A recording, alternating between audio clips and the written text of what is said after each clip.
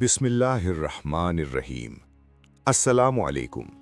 سن 70 میں ایک ایسا شہر جل رہا تھا جسے ہزاروں برس سے مقدس سمجھا جاتا تھا، اور اس کی دیواروں کے پیچھے بھوک، خوف اور مایوسی اپنے عروج پر تھیں۔ یہ صرف ایک فوجی محاصرہ نہیں تھا، بلکہ ایک ایسی تباہی تھی جس نے نہ صرف ایک شہر بلکہ ایک پوری قوم کی تاریخ کا رخ بدل دیا۔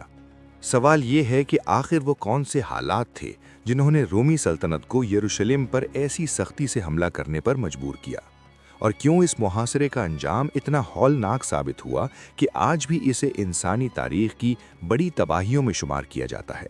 یروشلم اس وقت صرف ایک سیاسی مرکز نہیں تھا، بلکہ مذہبی اور روحانی شناخت کا دل تھا، جہاں ہیکل ثانی کھڑا تھا اور لاکھوں لوگوں کے عقیدے اس سے جڑے ہوئے تھے۔ جب رومی افواج نے شہر کو چاروں طرف سے گھیر لیا تو اندر موجود لوگ یہ سمجھ بھی نہیں پا رہے تھے کہ یہ محاصرہ کتنے دن، کتنے ہفتے یا کتنے مہینے چلے گا۔ لیکن جیسے جیسے وقت گزرتا گیا، خوراک ختم ہونے لگی، اندرونی اختلافات بڑھنے لگے اور امید کی روشنی مدھم پڑنے لگی۔ یہ داستان صرف تلواروں اور دیواروں کی نہیں، بلکہ سیاسی بغاوت، مذہبی جذبات اور سلطنتی طاقت کے ٹکراؤ کی ہے۔ اس محاصرے نے نہ صرف یروشلم کو خاکستر کیا، بلکہ یہودی تاریخ، رومی سیاست اور مشرق وسطیٰ کے مستقبل پر گہرے اثرات چھوڑے۔ آخر وہ کون سی غلطیاں، فیصلے اور واقعات تھے جنہوں نے اس انجام کو ناگزیر بنا دیا، اور اس تباہی کے بعد دنیا واقعی کیسے بدل گئی؟ پہلی صدی عیسوی میں مشرق وسطیٰ ایک عظیم سلطنت کے زیر اثر تھا جسے ہم رومن ایمپائر کے نام سے جانتے ہیں۔ یہ سلطنت برطانیہ سے لے کر شام تک پھیلی ہوئی تھی، اور اس کی فوجی طاقت، انتظامی نظم اور سیاسی اثر و رسوخ بے مثال تھا۔ رومی حکمران خود کو دنیا کا مرکز سمجھتے تھے، اور ان کی نظر میں بغاوت صرف ایک جرم نہیں بلکہ سلطنتی رٹ کو چیلنج کرنے کے مترادف تھی۔ اسی وسیع سلطنت کے مشرقی حصے میں ایک حساس اور مذہبی طور پر نہایت اہم خطہ موجود تھا جسے جوڈیا کہا جاتا تھا۔ یہ علاقہ بظاہر ایک معمولی صوبہ تھا، لیکن اس کی مذہبی اہمیت اسے منفرد بناتی تھی۔ یہاں کا مرکزی شہر یروشلم نہ صرف سیاسی دارالحکومت تھا، بلکہ یہودی مذہب کا سب سے مقدس مقام بھی تھا۔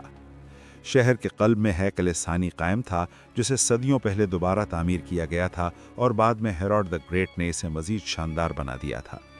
یہ ہیکل صرف عبادت گاہ نہیں تھی، بلکہ قومی شناخت، مذہبی قانون اور سماجی نظام کی علامت تھی۔ رومی سلطنت نے 63 قبل مسیح میں اس خطے پر کنٹرول حاصل کیا تھا، جب جنرل پومپے نے یروشلم میں داخل ہو کر اسے رومی اثر میں شامل کیا۔ اگرچہ مقامی حکمرانوں کو محدود خود مختاری دی گئی، مگر اصل طاقت روم کے پاس تھی۔ ٹیکسوں کی بھاری وصولی، رومی گورنروں کی سختی اور مقامی مذہبی حساسیتوں سے عدم واقفیت نے آہستہ آہستہ کشیدگی کو جنم دیا۔ وقت گزرنے کے ساتھ ہی کشیدگی ناراضگی میں، اور ناراضگی کھلی بغاوت میں بدلنے لگی۔ پہلی صدی عیسوی کے وسط تک حالات خاصے خراب ہو چکے تھے۔ رومی گورنروں پر بدعنوانی اور ظلم کے الزامات لگتے رہے، جن میں گیسیس فلورس کا نام خاص طور پر نمایاں ہے۔ اس کی پالیسیوں اور مالی دباؤ نے عوامی غصے کو بھڑکا دیا، اور سن 66 عیسوی میں کھلی بغاوت شروع ہو گئی۔ یہ واقعہ تاریخ میں پہلی یہودی رومی جنگ کے نام سے جانا جاتا ہے، جس نے پورے خطے کو ہلا کر رکھ دیا۔ ابتدائی مراحل میں یہودی باغیوں کو کچھ کامیابیاں ملیں، اور انہوں نے رومی چھاونیوں پر حملے کر کے انہیں نقصان پہنچایا۔ یروشلم میں رومی عملداری عملاً ختم ہو گئی، اور باغیوں نے شہر پر کنٹرول حاصل کر لیا۔ اس کامیابی نے بغاوت کو مزید تقویت دی، لیکن اسی کے ساتھ اندرونی اختلافات بھی ابھرنے لگے۔ مختلف گروہ جیسے زیلوٹس اور دیگر دھڑے آپس میں قیادت اور حکمت عملی پر متفق نہ تھے۔ روم میں اس بغاوت کو ایک خطرناک مثال سمجھا جاتا تھا، کیونکہ اگر ایک صوبہ کامیاب ہو جاتا تو دوسرے علاقے بھی بغاوت پر آمادہ ہو سکتے تھے۔ اس وقت رومی تخت پر شہنشاہ نیرو بیٹھا تھا، جو اپنے اقتدار کو مستحکم رکھنے کے لیے ہر ممکن اقدام کرنا چاہتا تھا۔ اس نے اس بغاوت کو کچلنے کے لیے ایک تجربے کار جنرل کو مشرق کی طرف بھیجا تھا، جس کا نام ویسپیسیان تھا۔ ویسپیسیان کے ساتھ اس کا بیٹا ٹائٹس بھی تھا، جو بعد میں اس محاصرے میں مرکزی کردار ادا کرے گا۔ ویسپیسیان نے منظم طریقے سے گلیل اور اطراف کے علاقوں کو دوبارہ رومی کنٹرول میں لینا شروع کر دیا۔ اس کی حکمت عملی براہ راست یروشلم پر حملہ کرنے کے بجائے پہلے دیہی علاقوں کو صاف کرنا تھا، تاکہ شہر تنہا ہو جائے۔ کئی قلعے اور بستیاں ایک ایک کر کے رومی فوج کے قبضے میں آتی گئیں، اور باغیوں کی قوت بتدریج کم ہوتی گئی۔ اس مرحلے پر یروشلم باغیوں کا آخری مضبوط گڑھ بن چکا تھا۔ اسی دوران روم میں سیاسی بحران پیدا ہو گیا۔ सन 68 ईस्वी में नीरो की खुदकुशी के बाद सल्तनत में खाना जंगी शुरू हो गई, जिसे 4 शहनशाहों का साल कहा जाता है। इस हंगामे के दौरान वेस्पेसियान को खुद रोम का शहनशाह मुंतखब कर लिया गया और वो मशरिक छोड़कर इटली की तरफ रवाना हो गया। यरूशलेम के खिलाफ हतमी कार्रवाई की जिम्मेदारी अब टाइटस के सुपुर्द हो चुकी थी। यरूशलेम के अंदर सूरत हाल पेचीदा और ख़तरनाक थी। मुख्तलिफ यहूदी गिरोह एक दूसरे के खिलाफ बरसरे पैकार थे और शहर अमलन अंदरूनी खाना जंगी का शिकार हो चुका था। अनाज के ज़खायर जलाए गए, सियासी मुखालिफिन को कत्ल किया गया और शहर की दिफाई तैयारी कमज़ोर होती गई। जब बाहर से एक मुनज़्ज़म और तजुर्बेकार रूमी फ़ौज बढ़ रही हो और अंदर इंतशार फैल रहा हो तो अंजाम का अंदाज़ा लगाना मुश्किल नहीं रहता। सन 70 ईस्वी के अवाइल में टाइटस ने यरूशलेम की तरफ पेशकदमी की और शहर को चारों तरफ से घेर लिया। ये मुहासरा महज एक फ़ौजी कार्रवाई नहीं था, बल्कि एक सोचा समझा कदम था जिसका मकसद बगावत की जड़ का खात्मा करना था। यरूशलेम की दीवारें मजबूत थीं और उसके बाशिंदे मजहबी जोश से सरशार थे, लेकिन रूमी फ़ौजी नज़्म, इंजीनियरिंग महारत और तवील मुहासरे के हिकमत अमली में माहिर थे। अब तारीख़ एक ऐसे मोड़ पर खड़ी थी जहां मजहबी अज़्म और सल्तनती ताकत बराह रास्त टकराने वाले थे, और इस टकराव का नतीजा आने वाली सदियों को मुतासिर करने वाला था। सन 70 ईस्वी के मौसम बहार में टाइटस अपनी अफवाज के साथ यरूशलेम के करीब पहुंचा। उसके पास 4 रूमी लश्कर थे, जिनमें पंजम, दहम, 12वीं और 15वीं लश्कर शामिल थे, और उनके साथ मुआविन दस्ते भी मौजूद थे। अंदाज़न 60,000 के करीब सिपाही इस मुहिम में शरीक थे, जो इस बात का वाज़ेह इशारा था कि रूम इस बगावत को मुकम्मल तौर पर ख़त्म करना चाहता था। शहर के अंदर लाखों ज़ायरीन मौजूद थे, क्योंकि यहूदी मजहबी त्यौहार ईद फसह का वक्त करीब था, जिससे आबादी गैर मामूली हद तक बढ़ चुकी थी। यरूशलेम 3 बड़ी दीवारों से घिरा हुआ था और इसकी जोग्राफियाई पोजीशन कुदरती दिफा फराहम करती थी। मगरिब और जुनूब की सिमत ढलवाने थीं, जबकि मशरिक में वादी कदरून थी, जो हमला आवरों के लिए रुकावट बनती थी। शहर के अंदर मुख्तलिफ यहूदी थड़े एक दूसरे के खिलाफ बरसरे पैकार थे, जिनमें ज़ेलॉट्स और यहया बिन गशाला जैसे रहनुमा शामिल थे। ये अंदरूनी तकसीम दिफा को मुनज़्ज़म करने में सबसे बड़ी रुकावट बन गई। टाइटस ने बराह रास्त हमले के बजाय पहले शहर को मुकम्मल तौर पर घेरने की हिकमत अमली अपनाई। उसने शहर के गिर्द कैंप कायम किए और रसद के रास्ते बंद कर दिए, ताकि अंदर मौजूद अफराद भूख और किल्लत का शिकार हों। ये रूमी मुहासरे की रिवायती हिकमत अमली थी, जिसमें वक्त को हथियार के तौर पर इस्तेमाल किया जाता था।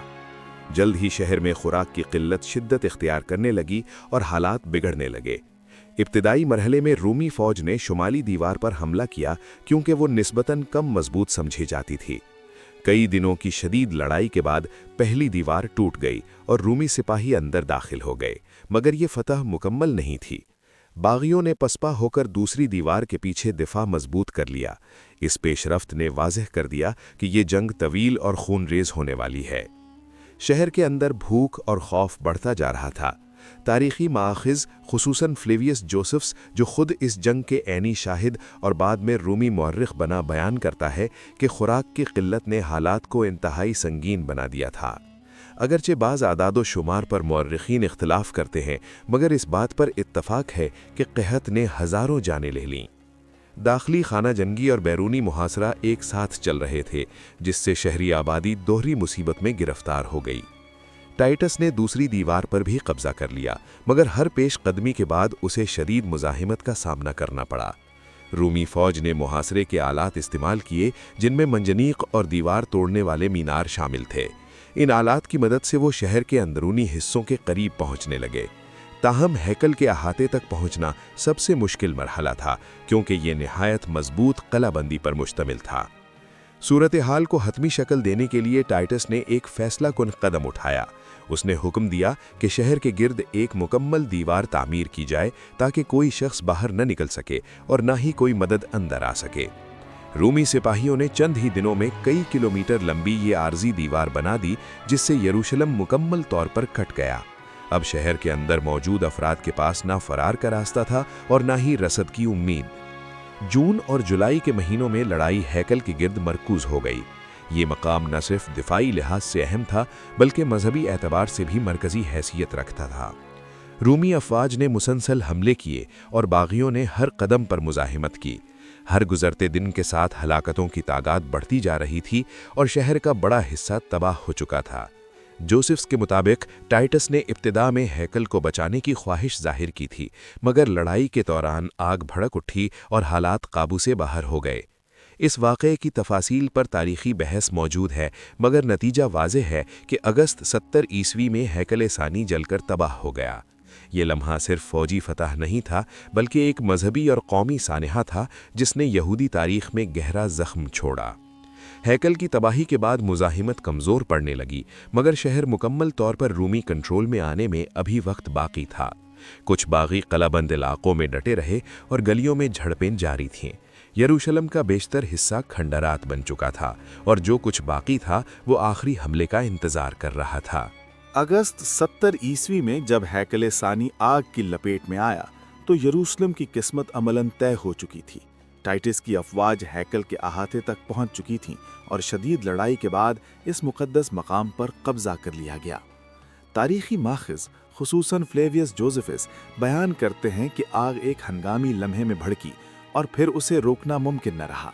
अगरचे इस बारे में इख्तिलाफ पाया जाता है कि टाइटस ने हैकल को बचाने की संजीदा कोशिश की या नहीं, लेकिन नतीजा ये निकला कि सदियों पुराना मजहबी मरकज़ मुकम्मल तौर पर तबाह हो गया।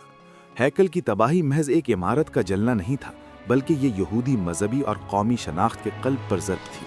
कुर्बान गाह, मुक़द्दस बर्तन और वो तमाम अलामात जो इबादत का मरकज़ थीं, रूमी कब्ज़े में आ गईं या आग में खाक हो गईं। बाद में रूम में टाइटस की फतह की यादगार के तौर पर जो महराब तामीर की गई, उस पर इन्हीं मुक़द्दस अशिया की नक्श निगारी देखी जा सकती है जो इस वाक़ये की तारीख़ी शहादत फराहम करती है। इस लम्हे ने यह वाज़ह कर दिया कि बगावत का खात्मा सिर्फ सियासी नहीं बल्कि रूहानी सतह पर भी हो रहा था।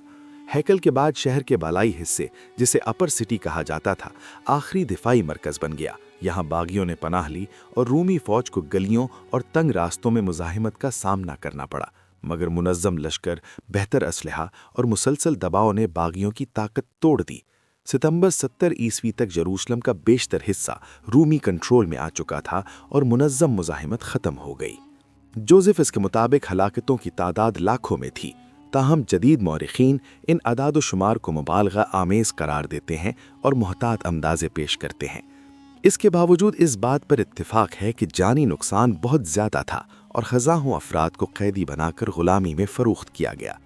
शहर की दीवारें गिरा दी गईं और इमारतों को मसमुरार कर दिया गया ताकि दोबारा बगावत की बुनियाद बाकी न रहे।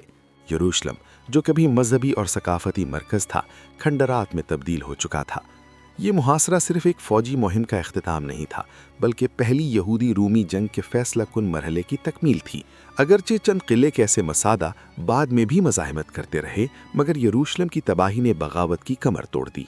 इस लम्हे ने यह साबित कर दिया कि रूमी सल्तनत अपनी रिठ कायम रखने के लिए किसी भी हद तक जा सकती है।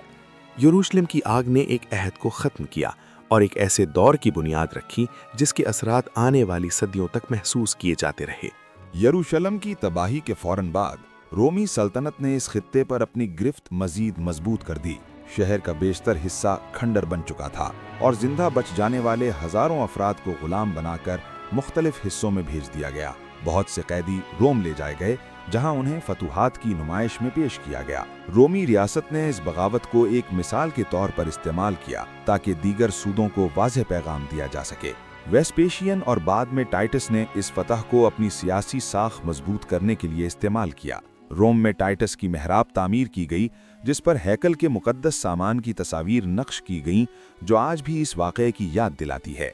इस फतह ने फिलावियाई ख़ानदान को इक़्तिदार में इस्तेहकाम फराहम किया और खाना जंगी के बाद सल्तनत को एक नई सिमत दी। यहूदी मजहबी ज़िंदगी पर इस तबाही के गहरे असरात मुरतब हुए। हैकल की तबाही के बाद कुर्बानी का निज़ाम ख़त्म हो गया और मजहबी क़ियादत को नई शक्ल इख्तियार करनी पड़ी। इसी दौर में रब्बानी यहूदियत की बुनियाद मजबूत हुई, जिसमें इबादत और मजहबी तालीम का मरकज़ हैकल के बजाय इबादत गाहों और उलमा की मजलिसों को बनाया गया। यूं मजहबी रिवायत ने खुद को नए हालात के मुताबिक ढाल लिया। सियासी तौर पर यह खित्ता बदस्तूर बेचैन रहा। चंद दिहाइयों बाद 132 ईस्वी में बार कोखबा की बगावत दोबारा उठी, जिसे भी रोमियों ने सख्ती से कुचल दिया। इसके बाद शहंशाह हेड्रियान ने यरूशलेम को दोबारा तामीर करके उसका नाम एलिया कैपिटोलिना रखा और यहूदियों के दाखिले पर पाबंदियां आयद कीं। इस इक़दाम ने यहूदी शनाख्त और जिलावतनी के तजर्बे को मजीद गहरा कर दिया। तवील मुद्दत में यरूशलम 70 ईस्वी महज एक शिकस्त नहीं था,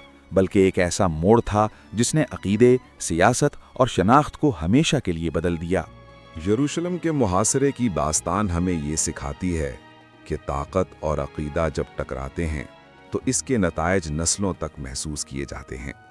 सन 70 ईस्वी में जो कुछ हुआ वो सिर्फ एक फौजी कार्रवाई नहीं थी, बल्कि एक ऐसे मजहबी मरकज़ की तबाही थी जिसने एक कौम की रूहानी साख्त को बदल दिया। रूमी सल्तनत ने अपनी सियासी बर्तरी साबित कर दी, मगर इस फतह की कीमत इंसानी जानों और तहजीबी विरसे की सूरत में अदा हुई। ये वाक़या हमें यह भी याद दिलाता है कि दाखिली तकसीम किसी भी मुआशरे को बैरूनी ख़तरे के सामने कमज़ोर कर सकती है। यरूशलम के अंदरूनी इख्तिलाफात और रूमी अस्करी नज़्मो ज़ब्त का फ़र्क इस अंजाम को तेज़ तर बना गया। तारीख़ बाल बाल यही सबक देती है कि इत्तेहाद, हिकमत और दूरअंदेशी के बग़ैर महज जज्बा काफ़ी नहीं होता।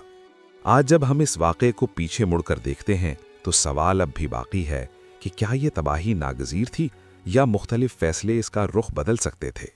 आप क्या समझते हैं, यरूशलम की इस तबाही का सबसे बड़ा सबब क्या था? रोमी ताकत या अंदरूनी कमज़ोरी? अपनी राय तबसरों में ज़रूर शेयर करें, वीडियो को लाइक करें और ऐसे ही मुस्तनद तारीख़ी सफ़र के लिए चैनल को सब्सक्राइब करें ताकि हम माजी के अहम लम्हात को इसी गहराई से समझते रहें।